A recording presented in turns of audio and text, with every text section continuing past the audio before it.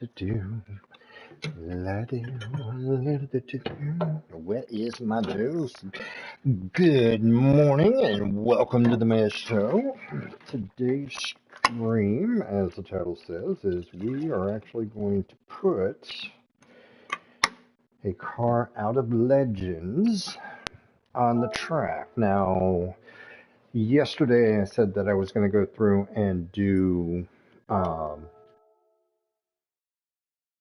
the used car. I was going to do a Trans Am, and towards the end, we saw that even with everything available, um, it couldn't happen. It couldn't.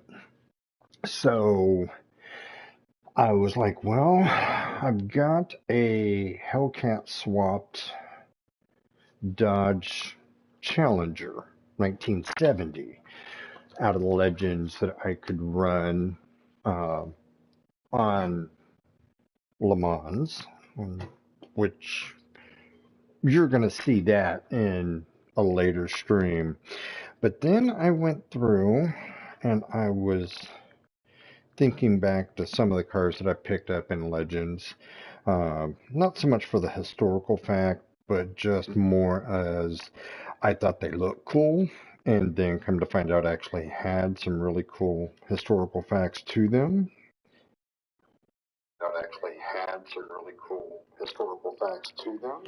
Okay, so I apologize for the playback, but on yesterday's stream, for the first half of the stream, I was muted. I didn't realize that. And then during the replay of the race, is when I found out that I had been muted, and I had to charge my headset. It was just a lackluster stream yesterday. But I did take a 2020 Corvette C8 mid-engine and turned it into a Group 4 race car. Now, where this one comes into play at is we come all the way down here to the United Kingdom, okay? And we go to the 1966 XJ13. Now, Jaguar won the 1955, 56, 57 24 hours Le Mans in a D-type. And what the designers did was they went to the drawing board and came up with this little nugget, which coincidentally enough would have ran the 24 hours of Le Mans the same year that Carroll Shelby took the Ford GT40. Hence the reason why I said this is actually the Jag that could have ruined Shelby America. Because, yeah, it had a Ford nameplate on the GT40, but the GT40 was actually all Shelby.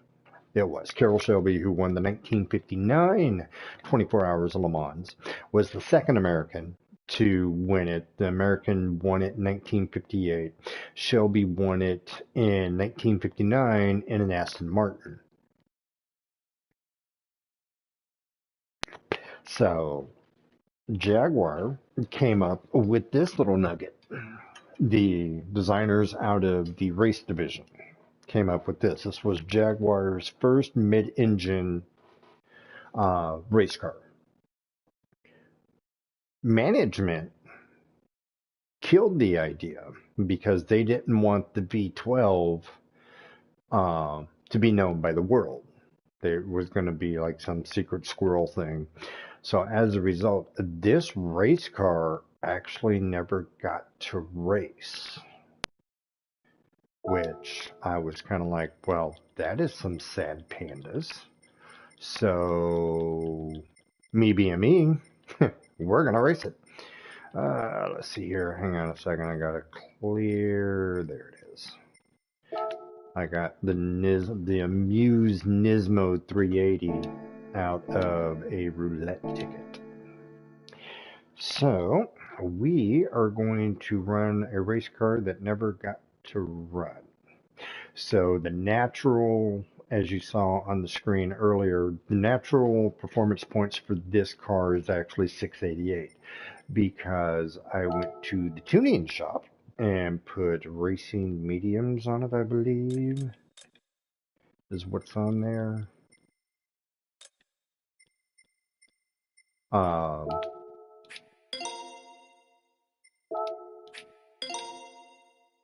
it actually increased the performance points because the racing tires,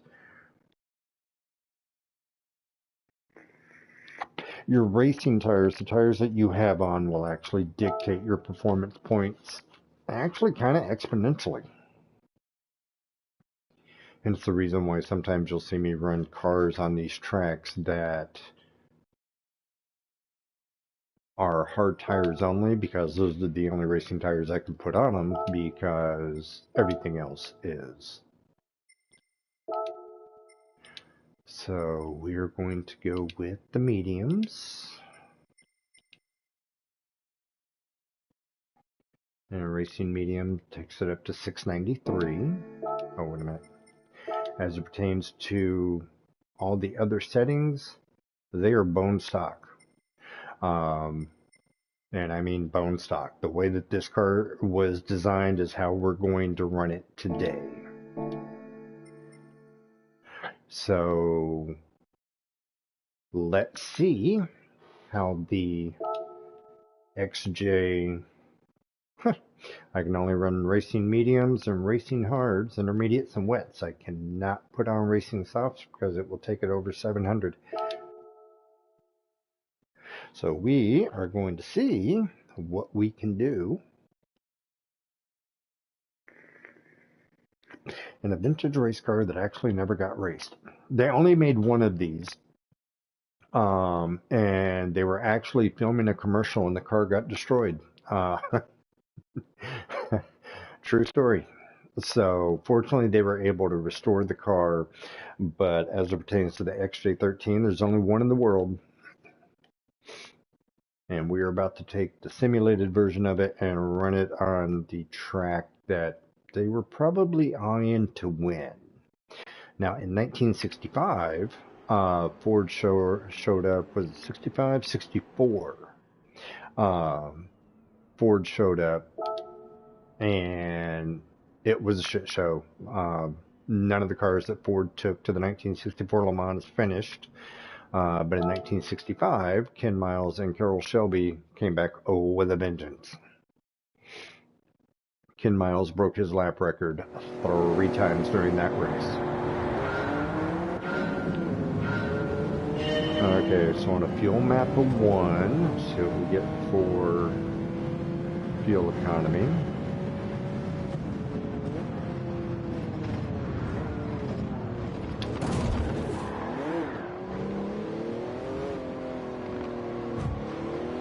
Howdy, I get the fact that you just got permission to race F1, but you don't have to take your TT and smack me with it.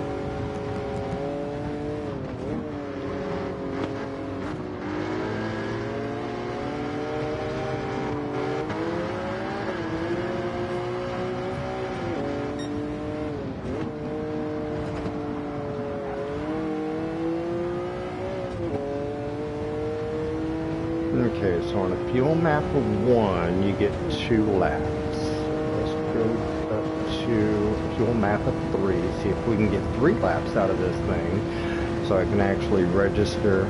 You know what the hell, we'll just leave it at 1.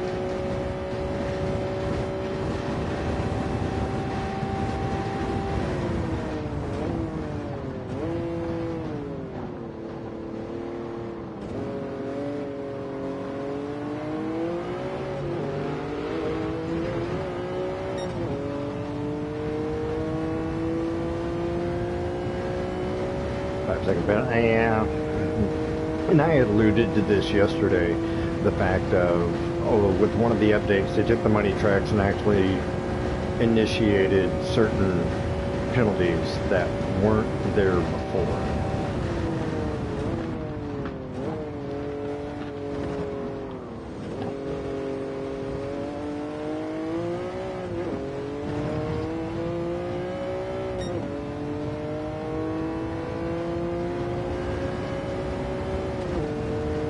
Now again, this is bone stock, the way that the car was designed in 1966. They actually started on the project in 1963, but the way that the car was designed in 1966 is exactly how I'm running this. I have made no modifications to the engine, to the downforce, to the nothing. So, in 3/4 of a lap in 1966, what would be considered a Group 3 car, if not a Group 2 car for the time, is in first place. Can we hit 200 miles an hour? That's a question.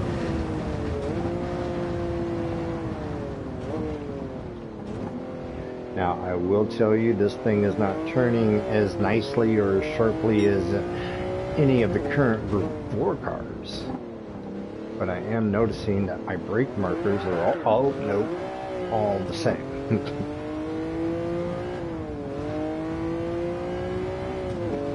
Okay, so this is going to be a 2-lap car, so let's get the weather radar on. We got the rain tires, so hopefully, unlike yesterday, we will actually get a bit of weather, because I went through a set of intermediate wet tires in 1 lap. It was the bad.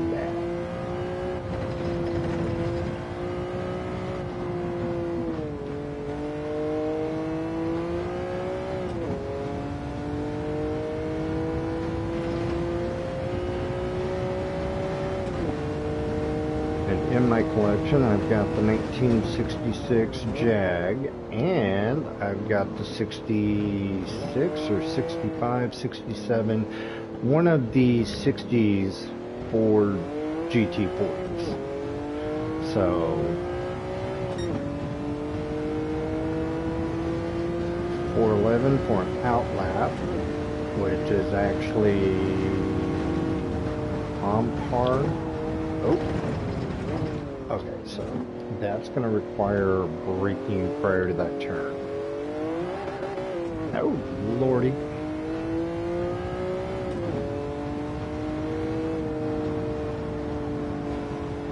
I'm going to have to let it live, because, I mean, this car just doesn't have the downforce on it that modern Group 4, 3, 2, 1 cars have.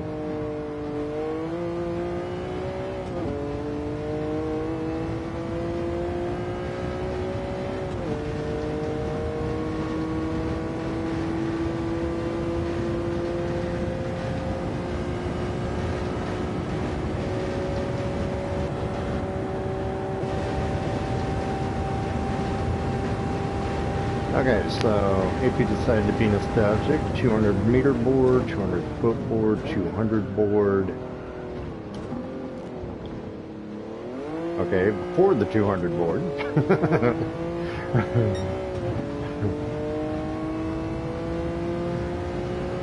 So yeah, before the 200 board would be your brake marker and the Jag. Yeah, I'm actually looking forward to this replay. I really am. So on this, the 150 board,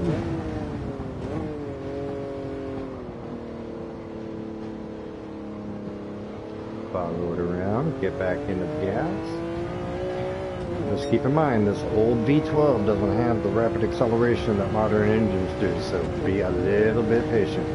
And the brakes are kind of squishy.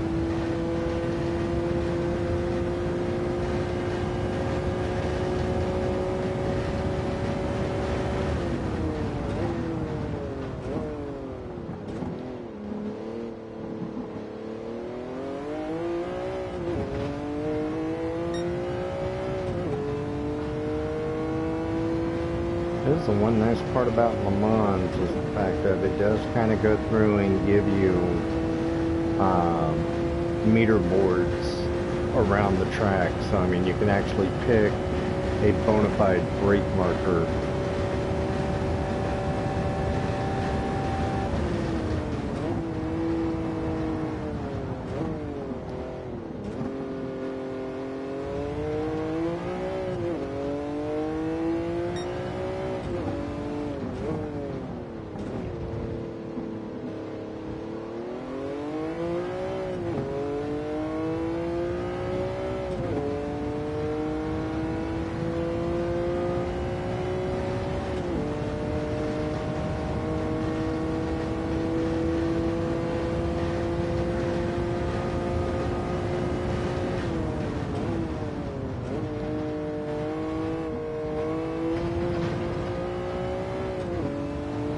Yeah, I'd still recommend that you be under 100 miles an hour for that sweeper, even in this car.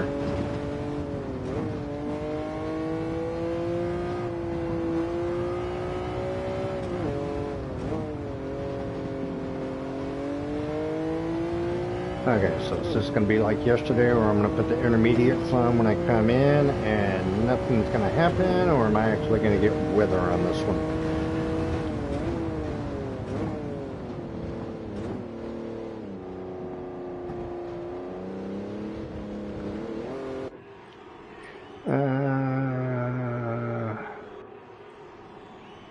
Yeah, let's put them on.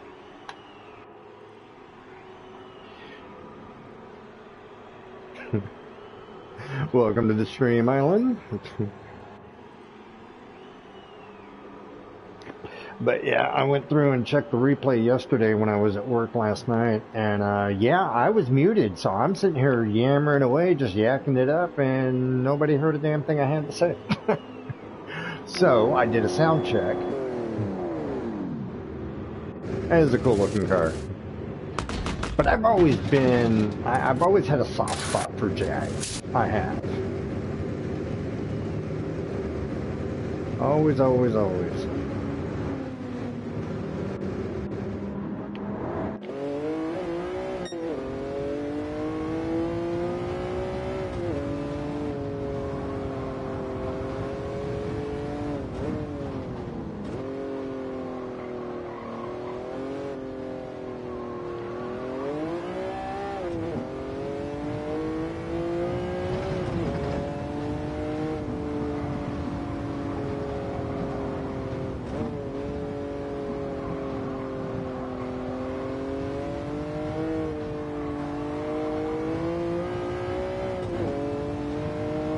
Don't tell me this is going to be one of those times when I'm actually going to get sunny weather throughout the entire race.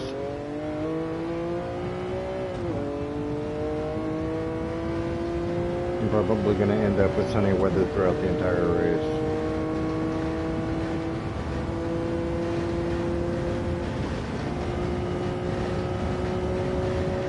Now the one thing about intermediate tires, wet or dry, it does not matter. You do need to be a little bit cognizant that you are losing grip. Hence the reason why you're probably hearing squealing.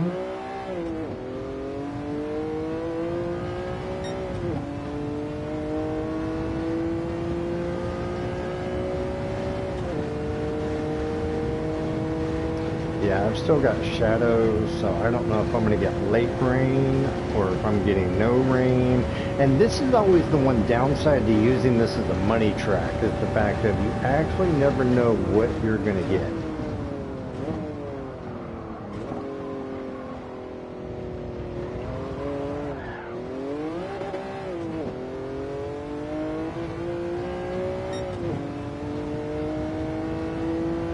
One nice part about it is the intermediate tires in this car are lasting a lot longer than what they did in the vet.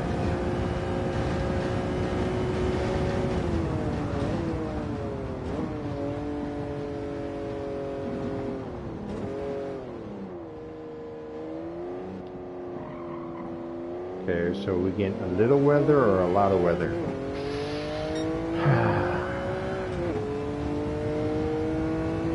Yeah, I know. What kind of race car owner am I? I've got a driver and a drop top. Actually, it's not even a drop top. It's just straight up, like, open cabin. Oh, wait a minute. Hang on. Looks like we're going to get some moisture.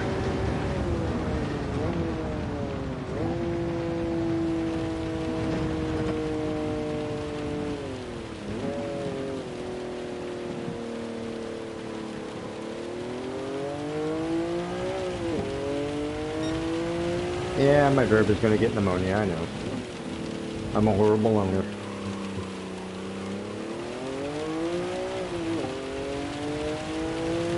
Oh, happy days on the weather, because the one nice part about it is with the weather, means my intermediate tires are going to last longer.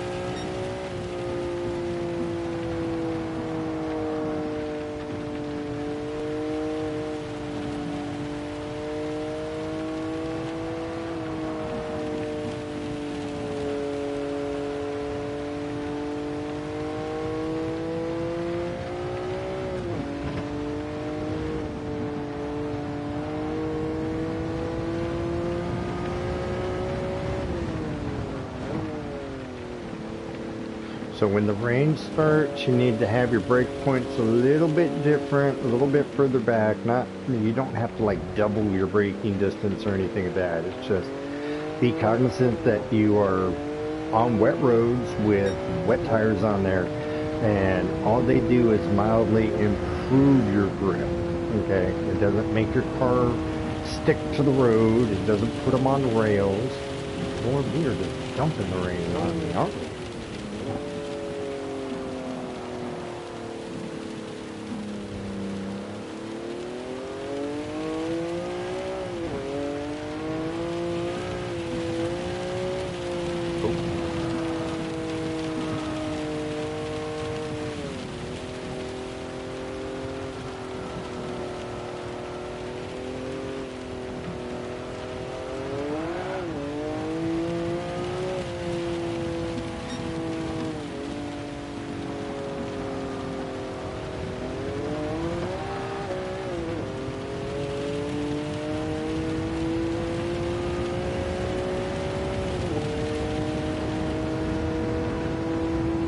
Definitely got weather in this race.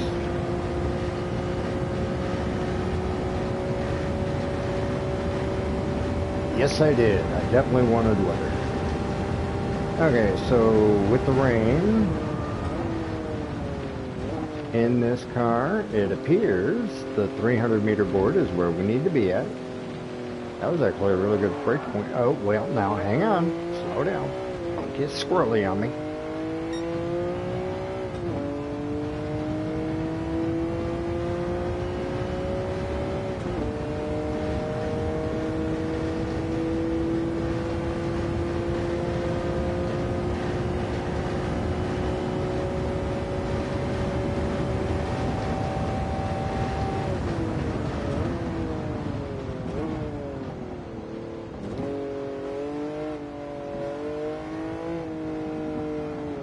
No, too far, too much.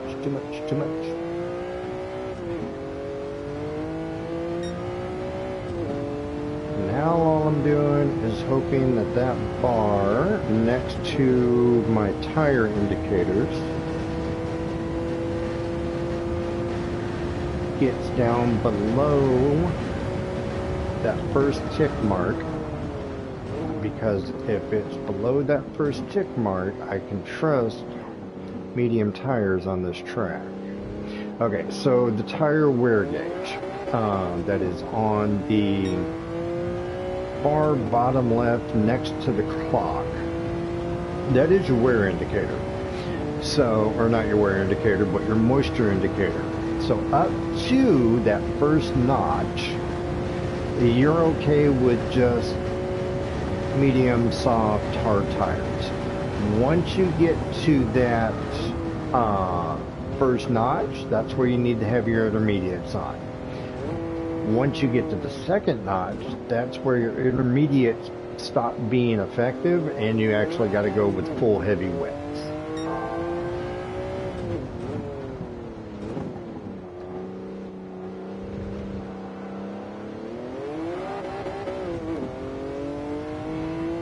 It appears that I am going to need to put intermediates back on. But I don't think I've got enough fuel for the entire lap. And whereas I've almost got 2 minutes on the field, because again, I came in, put intermediates on, because 90% of the time you're going to end up with weather, okay? And as we proved yesterday with the vet, you can actually have completely blown intermediates and still get a car around the track, because that C8 vet isn't designed as a race car in any way, shape, form, or fashion. It's a road car that I put racing stuff on to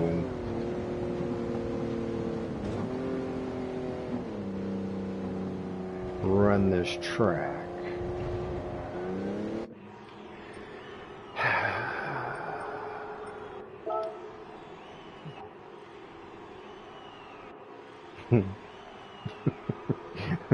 Yes, Island. Moisture meter.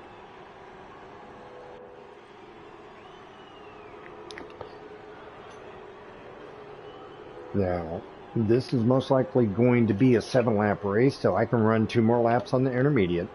And then on my last lap, I can just go ham on medium tires.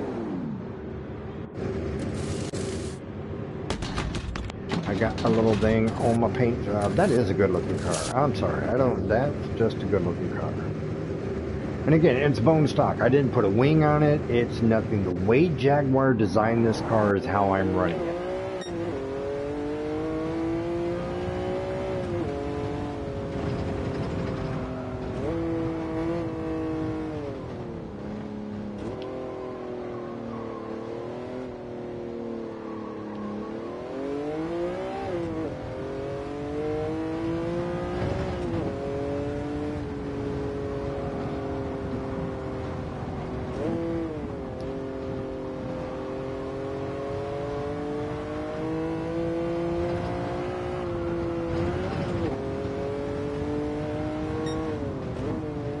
Now, this car, I believe, was 6 million credits when it was available in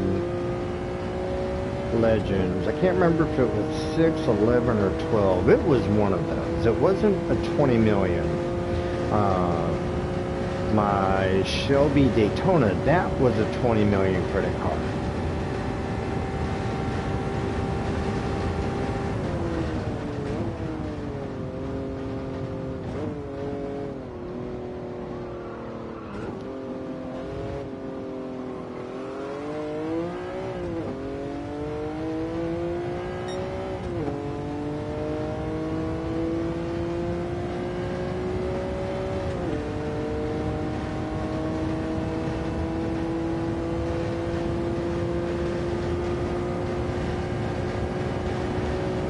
Okay, so I still got a minute 14 on the field.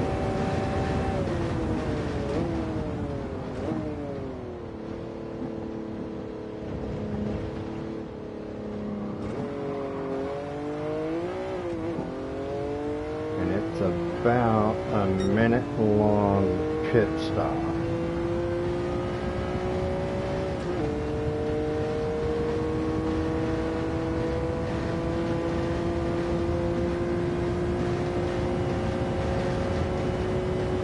Wear indicator is down below the first bar, so we're going to do something a little awkward. We are going right back into the pits, and I'm going to put medium tires on. I'll have an out lap, and then I should be able to do a timed lap, and we can find out what this car is capable of. At this point in time, the AI driver Portilla has got the fastest lap at 4:37.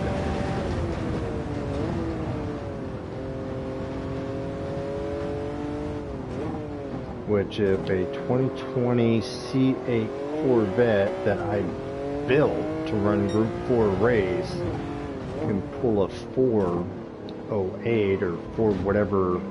Yeah, I think it was slated at the last time check. I was 20 seconds faster than what the fastest lap that had been recorded.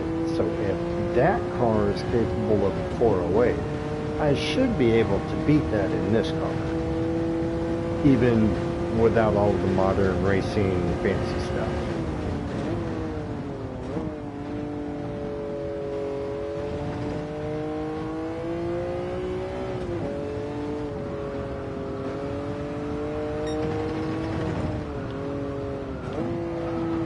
Yeah, I knew that was going to happen as soon as I hit the really wet stuff.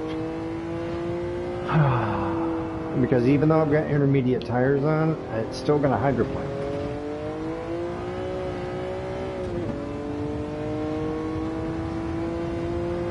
So we're going to dip back into the pits.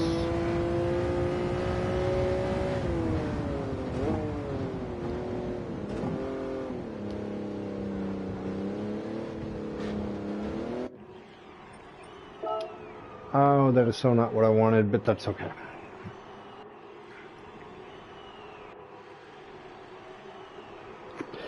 the racing hards will still be faster than the racing uh, intermediates or the racing rain tires.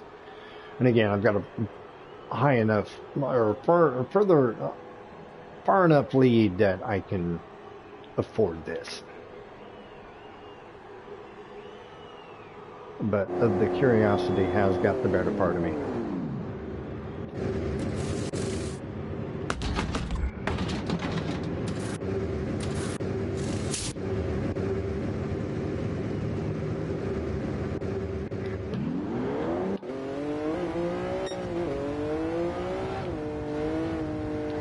Get on the dry stuff, thank you.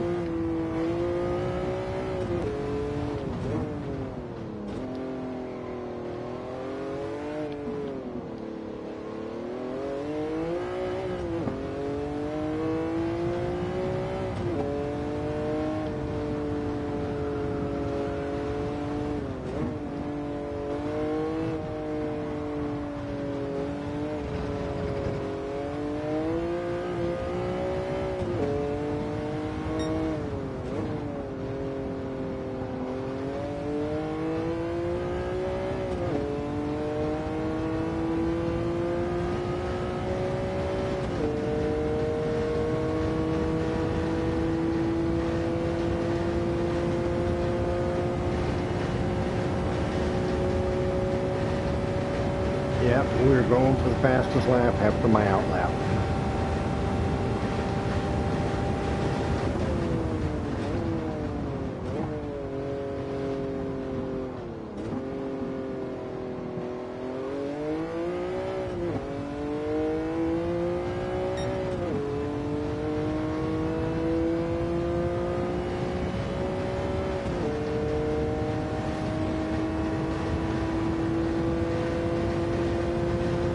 Yeah, because I'm definitely going to get a 7th lap.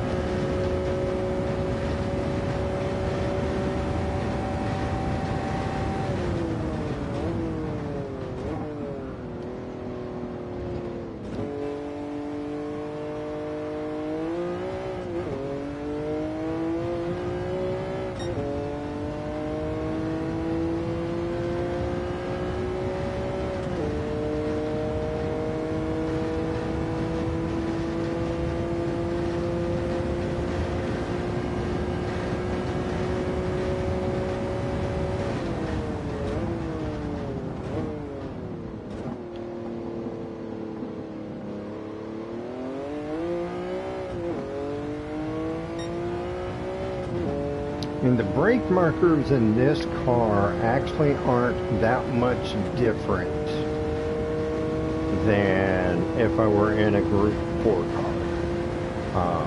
Yeah, I can go a little bit further before having to hit the brakes in a Group 4 car.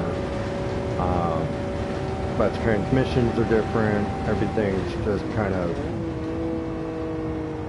a little bit more refined as it pertains to racing in a Group 4 car than some of these older cars. But I mean, you've got to understand something. The men who drove these cars were the epitome of daredevils. And there's a point in Ford versus Ferrari where they addressed the brakes. And that was actually part of the history, and that was actually a factual part of that movie. They actually couldn't stop that car. They couldn't. And Ken Miles was kind of like, we'll figure out a workaround. And then they realized that, no, we've actually got to figure out a way of stopping this car, because otherwise it's going to create all sorts of problems during the race. And the workaround that they found for the brakes was the actual workaround that they did. And yes, Ferrari did throw a fit when they actually did replace the entire braking assembly, because he felt that it was cheating. Lordy.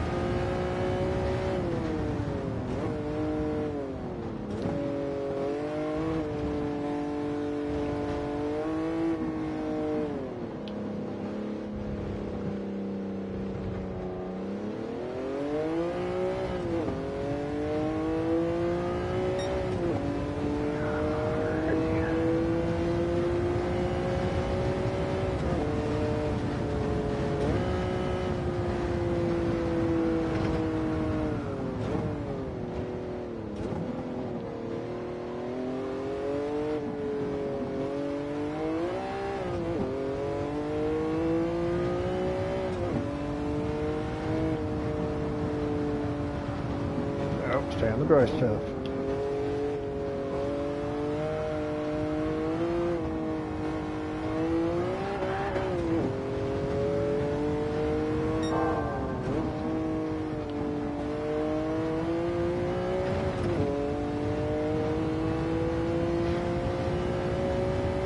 Two seconds up at the moment.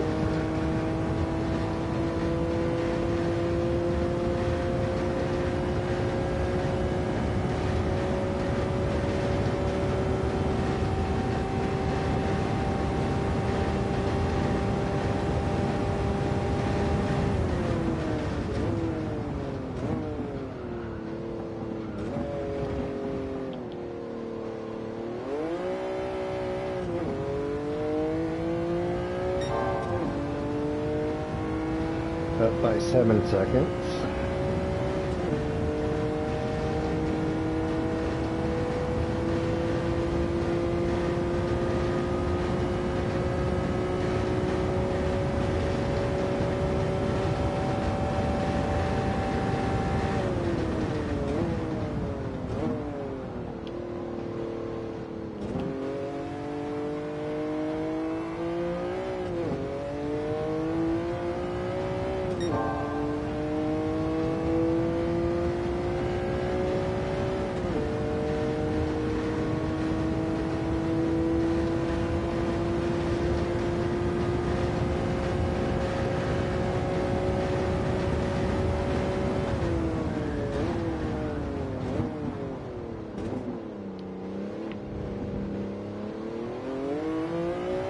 Now keep in mind, this fastest lap is on the hard tires.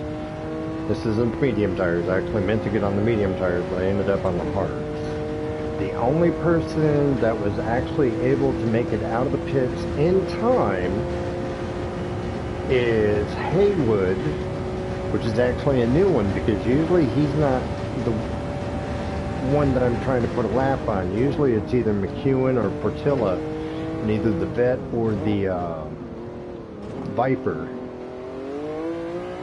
But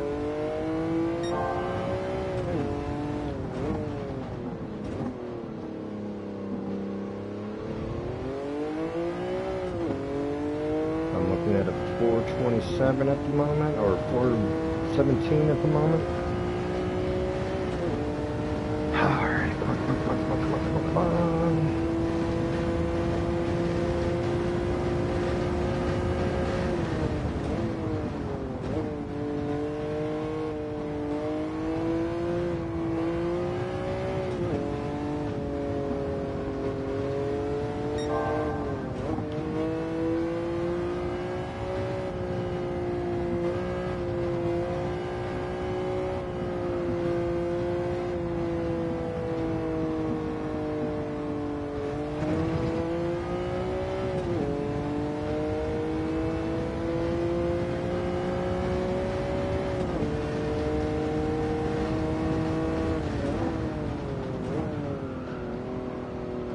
That's a penalty.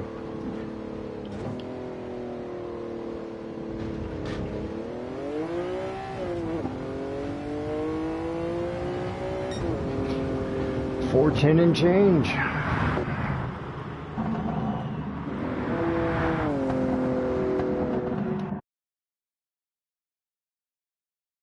$410.2. I will actually remember that for tomorrow. Because I think I'm going to run the 4GT40 tomorrow.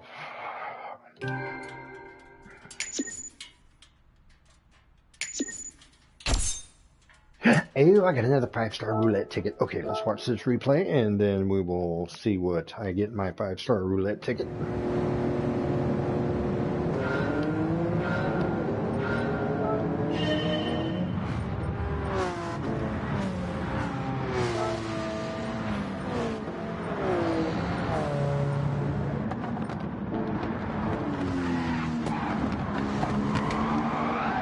Yeah, not the strongest start.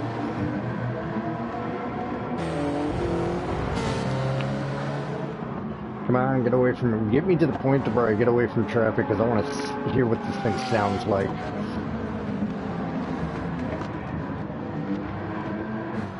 Funny part about it is that thing's about the size of a Group 4 race car.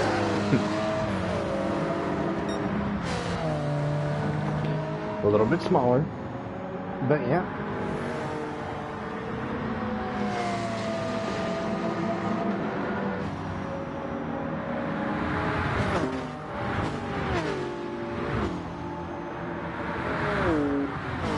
But yeah, I'm thinking if I had a rear wing on that, to actually kind of put some downforce on the ass end, it probably wouldn't have come out on me the few times that it did.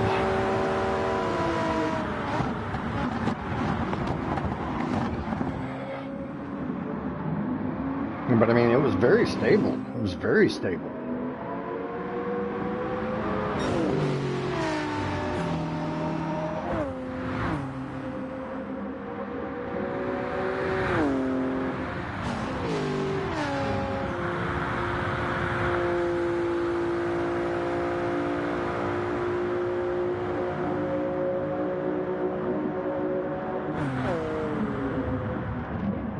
190 miles an hour on that one.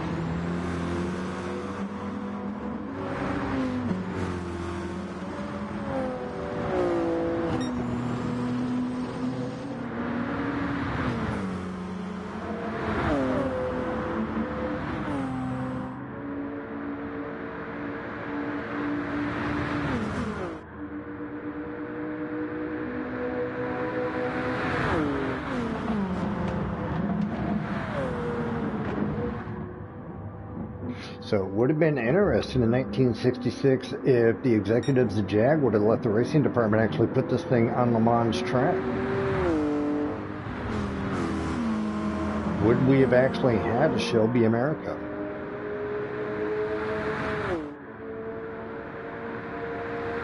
That is the question.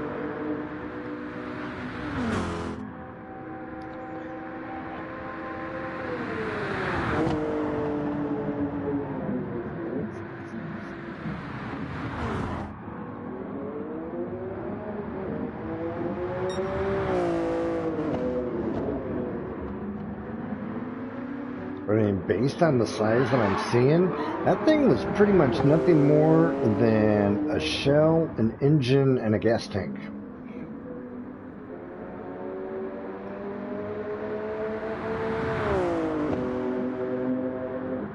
Yeah, I have, and I've actually given consideration to it going into multiplayer, setting up a lobby and just telling people, look, just bring vintage cars, okay?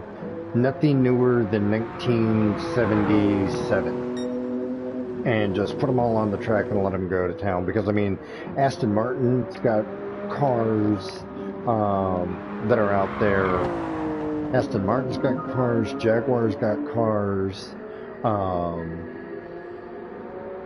Ford's got cars. I don't think Mercedes has got old cars.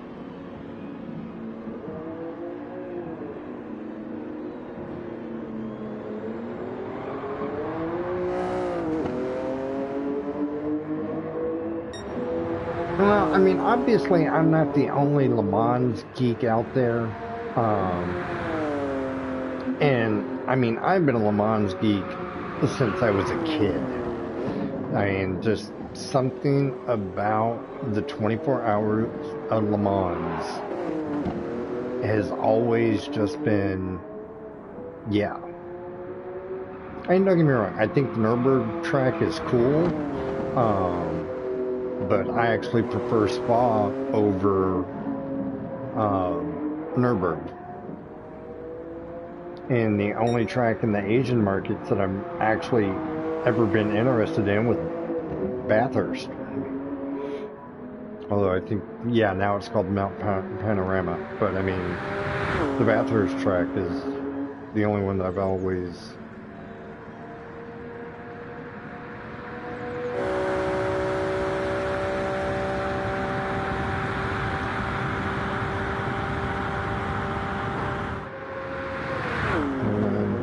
Got 98 on that one.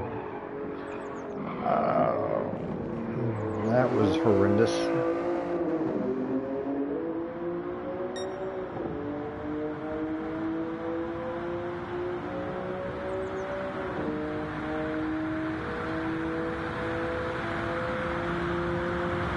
Does it hit 200 miles an hour?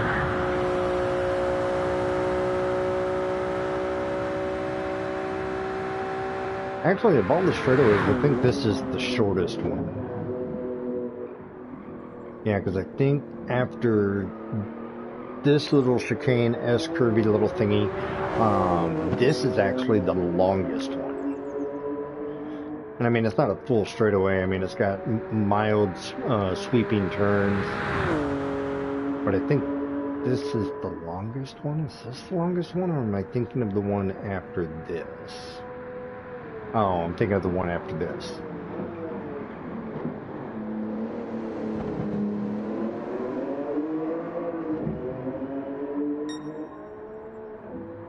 No, it wasn't this one.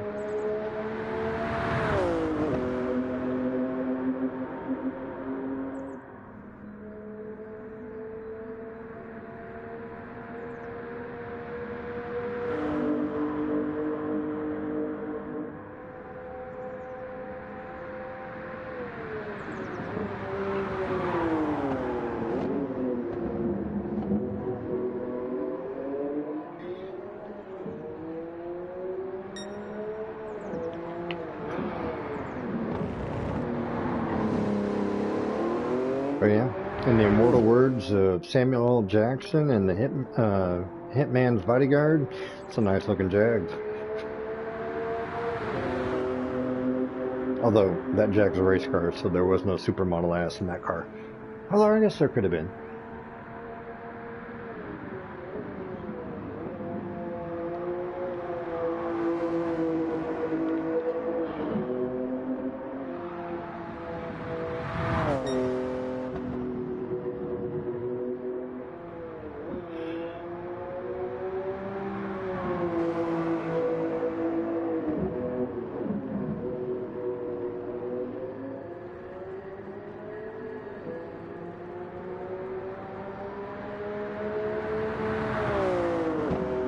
But yeah, I spent the longest time actually trying to get 8 laps out of this 30-minute race.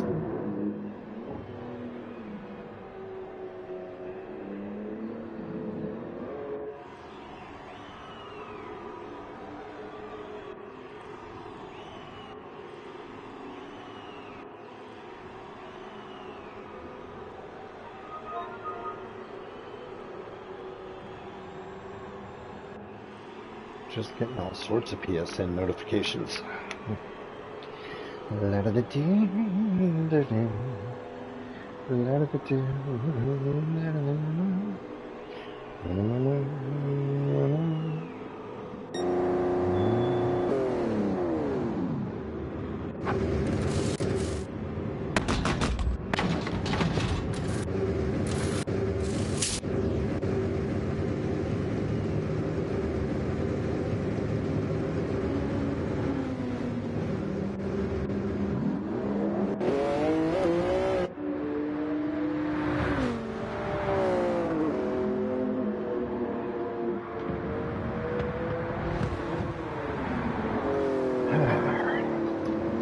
While the replay is going on, just like yesterday morning, I'm feeding my cat.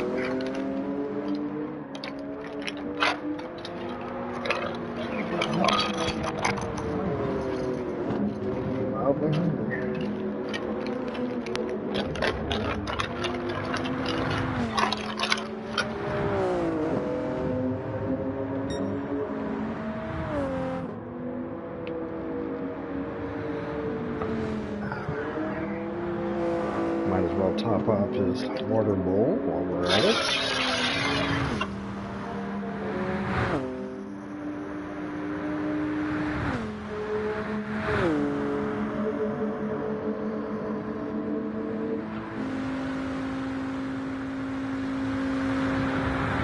I was seriously getting nervous I was not going to get any weather in this race either.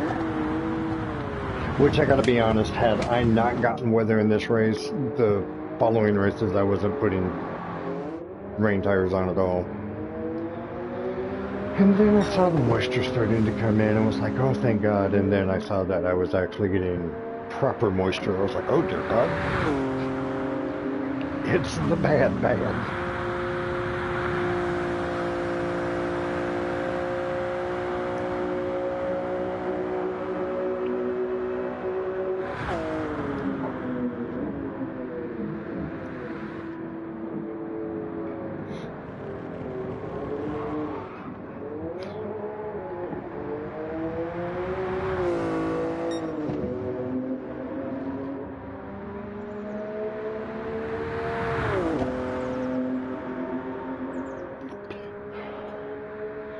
But again, if you decide to do this race um, as a money track to kind of add to your bank, keep in mind that when you put the wet weather intermediates and even the heavy wet tires on, they help in the moisture. They don't make the car super grippy. It helps with the traction. You get more traction with the intermediates and the wets on than what you would in a normal racing tire, whether it be hard, medium, or soft. Dear Lord, they only put one wiper in that thing. It's got 2 seats, but only one wiper. I guess the passenger doesn't need to see in the rain. It doesn't matter if they're both getting soaked anyway.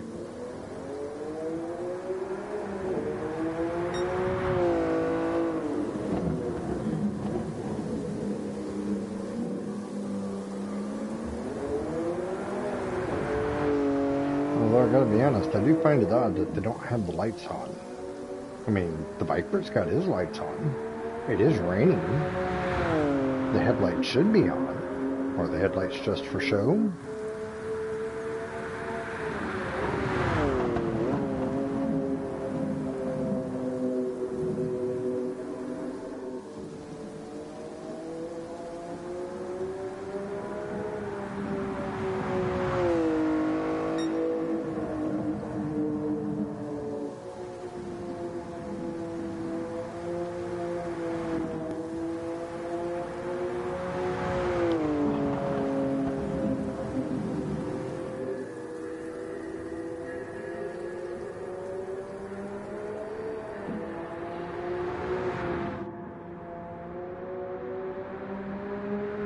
Okay, there are the headlights. Alright. So yes, the headlights do work. Although I do find it kind of odd, exactly what kind of driver have I got that he's only turning the lights on when he goes to the grandstand? Seriously? You only turn the lights on when the boss is looking? Or when the marshals are looking?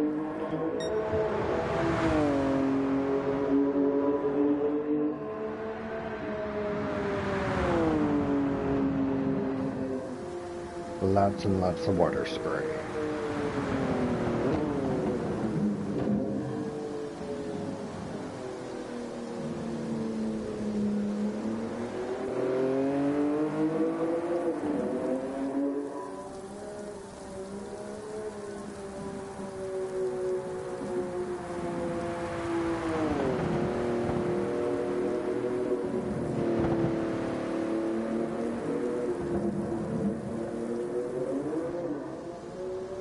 So yeah, I'm thinking I may actually put the Ford GT40 on this track tomorrow as a live stream. Go through, right down the fastest lap that this car was able to manage, do the same thing that I did tomorrow. Come in on lap 4, go back in on lap 5. That way I can actually have a recordable lap. Because I'm pretty sure that GT40 is going to get the exact same gas mileage as this, which is, I'm going to get 2 laps out of it, and 2 laps only.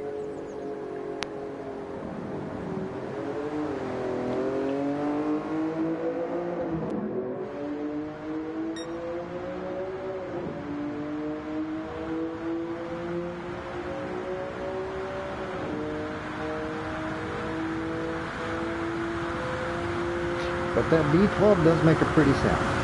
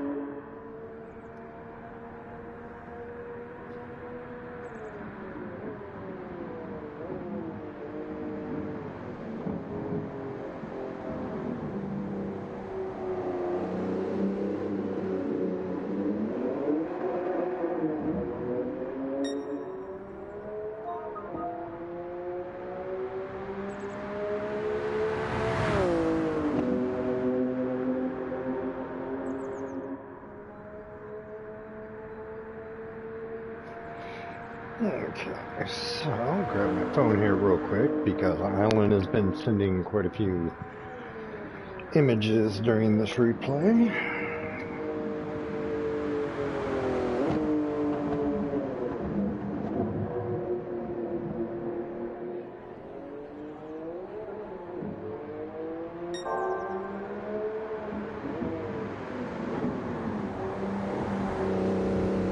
Yeah, I was 0.8 of a second up on Portillo with his fastest lap in the rain on wet tires.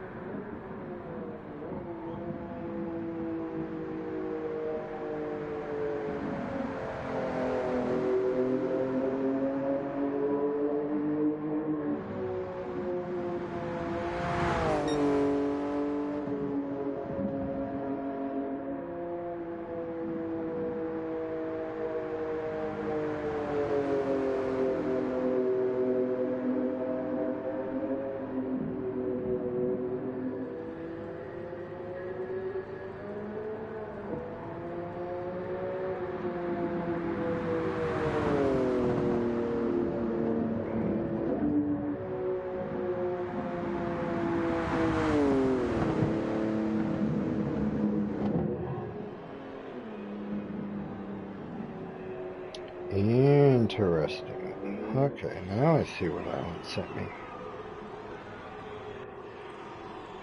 I'll have to check that out. Oh well.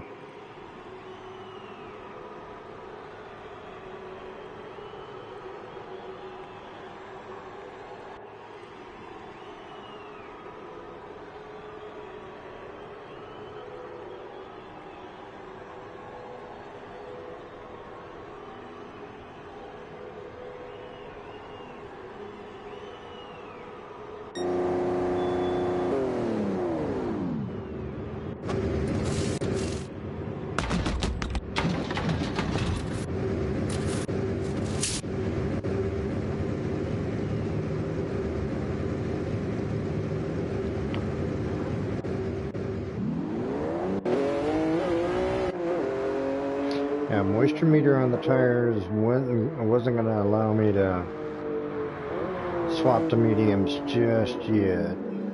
But then I did notice that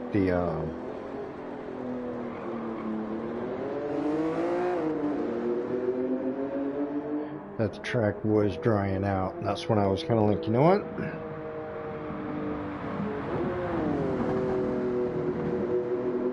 Because like yesterday in the vet, typically I would say 95% of the time I can get 7 laps out of this race. So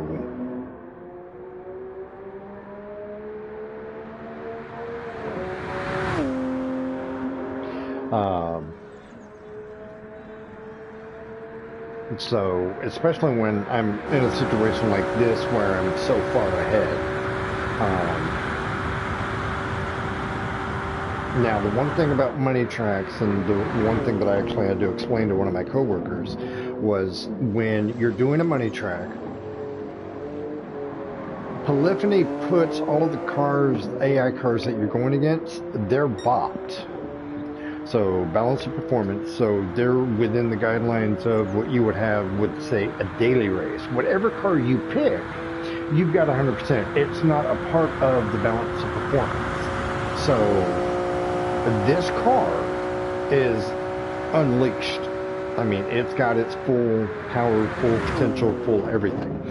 The others are running, I guess a fair number would be, they're running at 90-95%.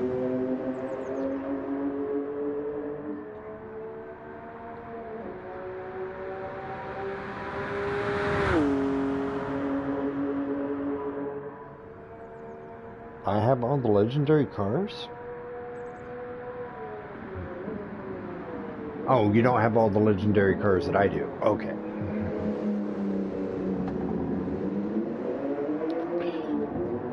So Well, so when I got into this, it was just all about the racing. And then I got onto this particular track a lot because I was using it as a money track. And then some really cool cars started showing up in Legends. And yeah, so I started buying the ones that I thought was cool. Do I buy every car that comes out of Legends? No, absolutely not, because it's kind of like some of the Group 1 cars I really don't care about. Some of the legendary cars I really don't care about. The $20 million Mercedes 4-door saloon from 1932, I may pick it up at some point, but it's not on my top 50 list of cars.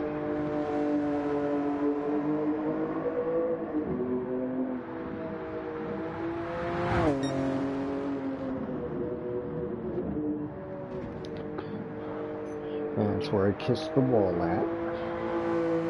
So yeah, I think tomorrow morning stream, or my after work stream, is going to be this track and America's first supercar, which is the GT40.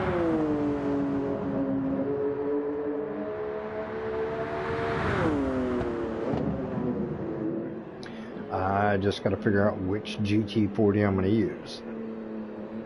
Obviously, it's not going to be the 2006 Group 3 car, although I have done that.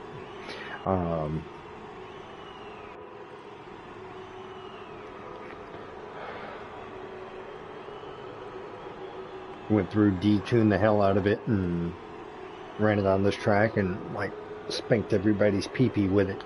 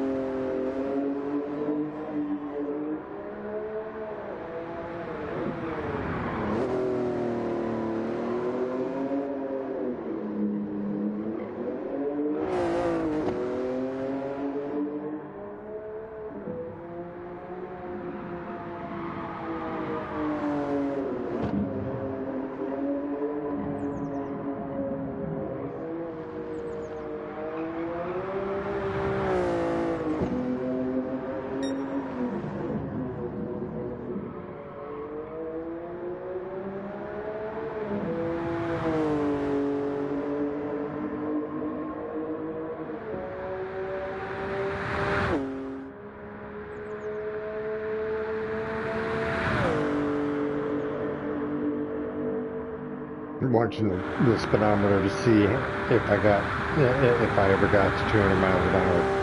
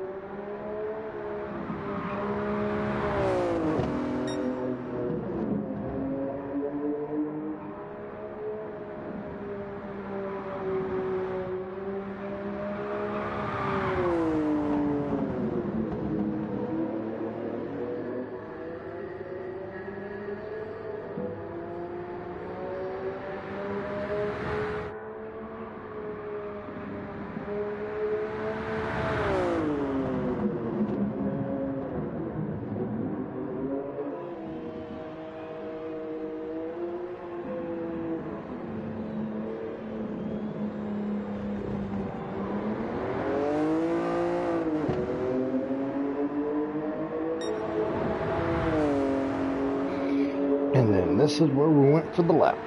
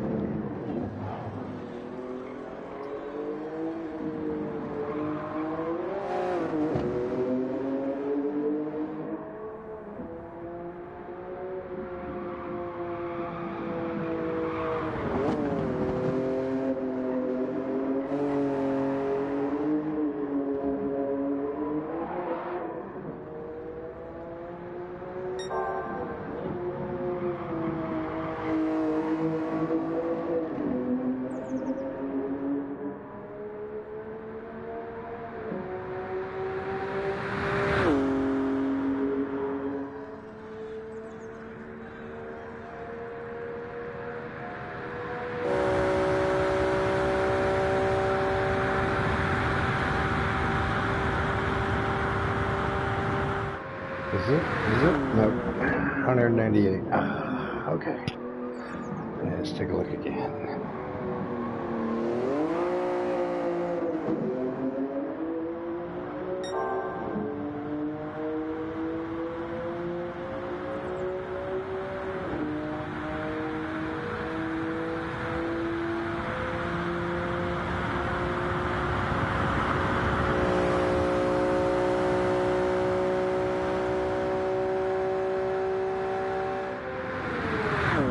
That was 192.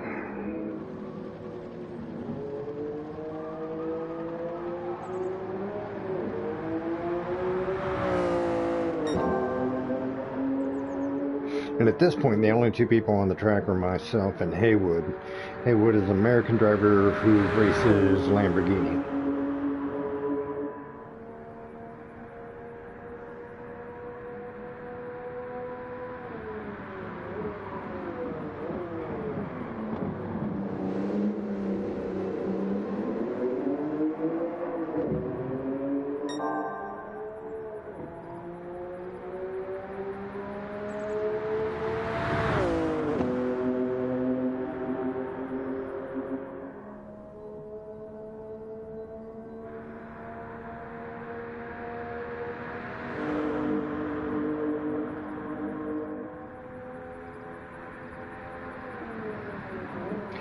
That was 190. So no, at no point was I able to get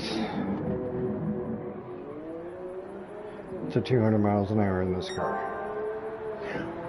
It's capable, I know, because I mean there were times when I was taking corners wrong.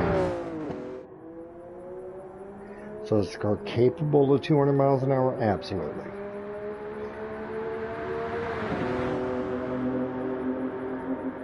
I just wasn't able to do it this race.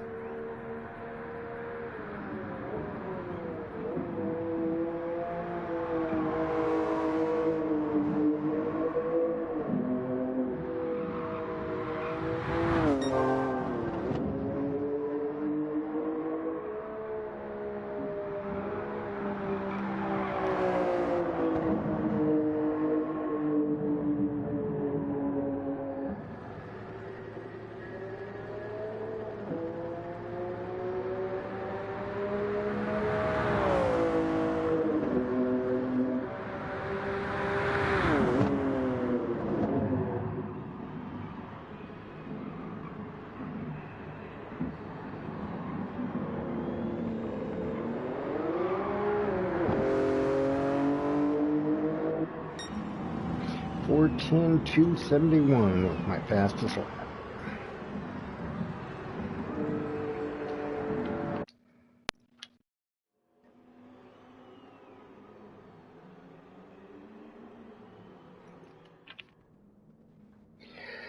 Alrighty, well, thank you for joining me on this little adventure. I do greatly appreciate it. Let's go find out what we get in the roulette ticket real quick.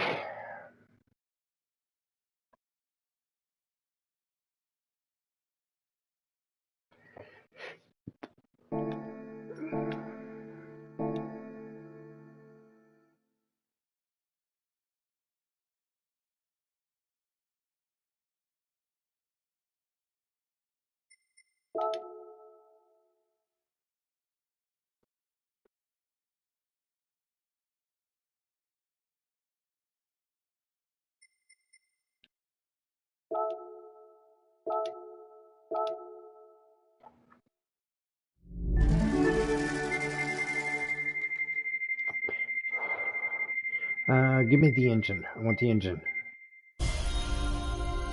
Okay, engine parts.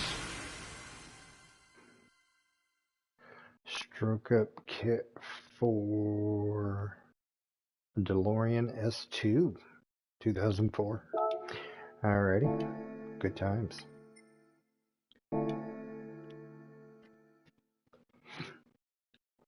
Before I put this thing away, we're going to give it an oil change and a bath. Because, well, I did get it dirty. Wrong store.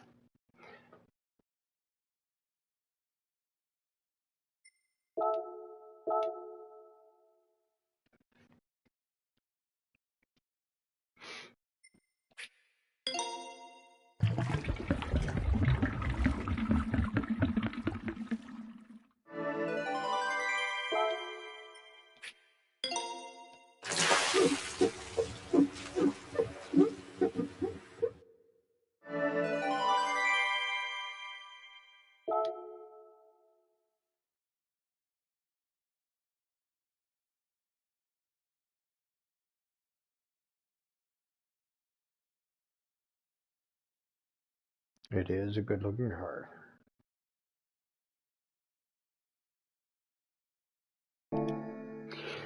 Alrighty. So now we know what the car that Jag didn't put on the grid can do after one race.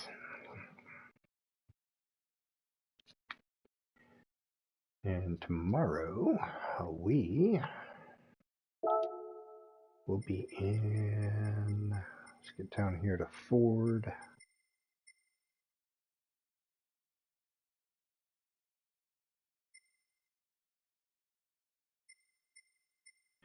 We will be in the 1966 GT 40 Mark I.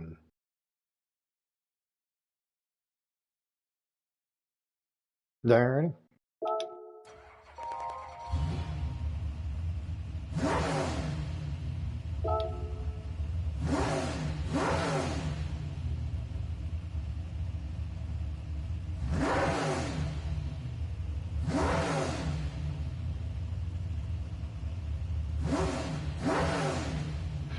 This will be tomorrow's race.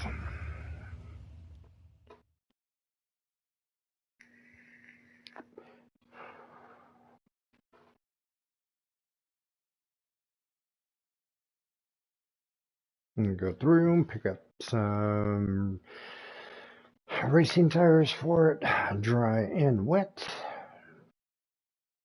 And we'll see what we can do.